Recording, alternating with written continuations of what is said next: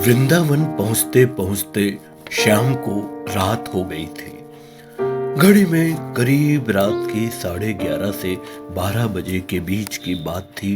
श्याम अपने पिता की हार्दिक इच्छा के अनुरूप उन्हें वृंदावन बांके बिहारी के दर्शन करवाने लाया था। किसी कारणवश उसे यहां पहुंचने पर आधी रात हो गई थी। दोस्तों, आज मैं बिल्कुल एक सत्य घटना आपको सुनाने जा रहा हूं जो मेरे दोस्त और उनके पिताजी के साथ घटित हुई थी। इस घटना को सुनाते हुए श्याम खुद बड़ा रोमांचित था और चमत्कार देखने वाली आंखों के साथ मुझे सुना रहा था। और इस अद्भुत अलौकिक घटना को सुनकर मेरे भी रोम रोम सिहर उठा था और ईश्वरीय चमत्कार की जैसे लहरें ही दौड़ रही थी। तो श्याम जब वृंदावन उतरा तो वहां बाजार वगैरह सब बंद हो चुके थे। उसकी आंखें ढूंढ रही थी कि कोई खाने का रेस्टोरेंट, ढाबा वगैरह दिख जाए। उसे खुद खाने से ज्यादा पिताजी के खाने की चिंता थी। पिताजी डायबिटीज के रोगी थे, गोली लेनी थी, तो वो खाना भी बहुत जरूरी था। उन्होंने धीरे धीरे चलना शुरू किया, पर कहीं कोई दुकान, रेस्टोरेंट, ढाबा कुछ नहीं मिला। एक गली में श्याम आखिर थक हार कर एक चबूतरे पर खुद बैठा और पिताजी को आराम से बैठाया।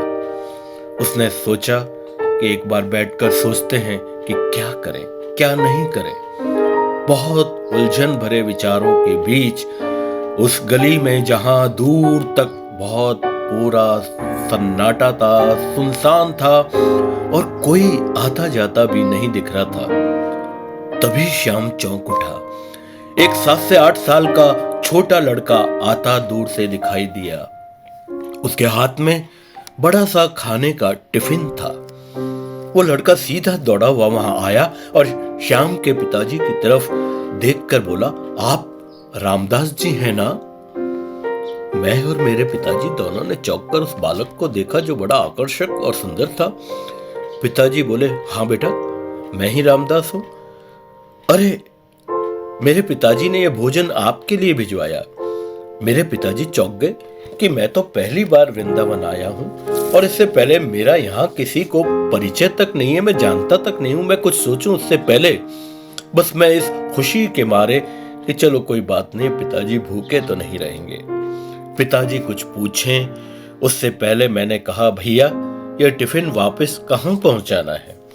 उसने कहा, आप भोजन करके टिफिन यहीं चबूतरे पर छोड़ देना, मैं अपने आप ले जाऊंगा। उसे कुछ हम लोग कह पाते उससे पहले देखा तो उस गली में ओझल हो गया था। हमारी आंखों से ही ओझल हो गया था। अचानक पता नहीं कहां चला गया था। हमने टिफिन खोला तो हम हैरान रह गए।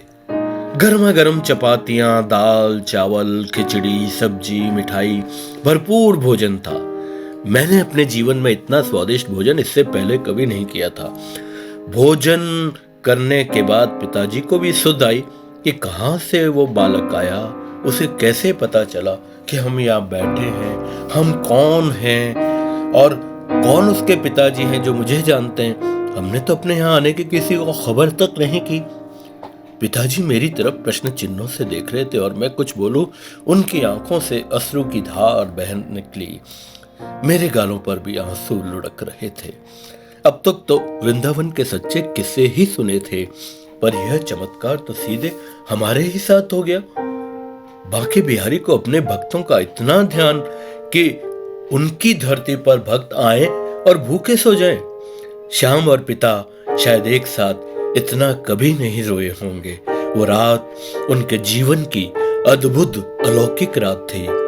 वो सुबह उठते ही पहले बांके बिहारी के दर्शन करने गए और अश्रु की अंजलि से उनका आभार व्यक्त किया, मानो बांके बिहारी मुस्कुराते हुए केवल उन्हें ही देख रहे थे। जब भी मैं श्याम का सुनाया हुआ ये किस्सा सुनता हूँ तो मुझे भी सिहरन होने लगती है और आभास होता है कि हे बांके बिहारी, तुम कितने कितने मृदु हो, कितने तुम्हारा दिल जो है पिघल जाता है अपने भक्तों के लिए और हर मुसीबत में पास आकर खड़े हो जाते हो।